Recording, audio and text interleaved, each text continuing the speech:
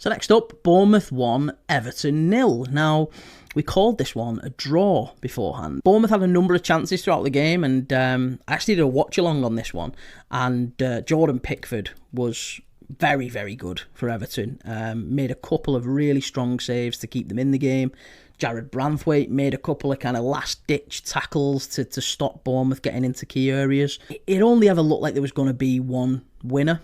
I think Bournemouth will be delighted. It puts them in a really strong position in the table. They're on the cusp of Europe, and if Andoni Iraola can get them into the European places, wow, what a season that'll be. I mean, for Everton, where do you start? I really do worry for Everton this season.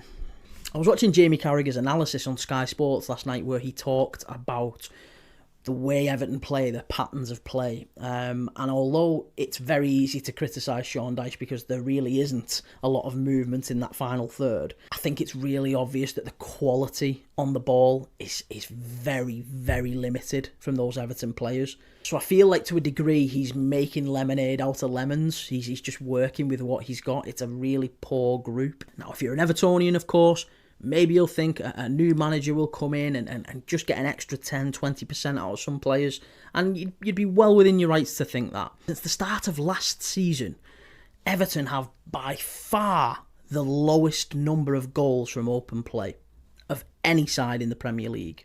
And that was very much the tail of the tape against Bournemouth. There just weren't any real chances for Everton in the entire game. I don't believe they had a shot on target in the entire game either, which is pretty damning for Sean Dyche and for the players. And all of a sudden, Everton are now looking at potentially another new manager. The team are circling down around those relegation places. It's a really worrying time for Everton fans. They face Aston Villa at Goodison Park in midweek on the next round of Premier League fixtures. Meanwhile, Bournemouth head to Stamford Bridge.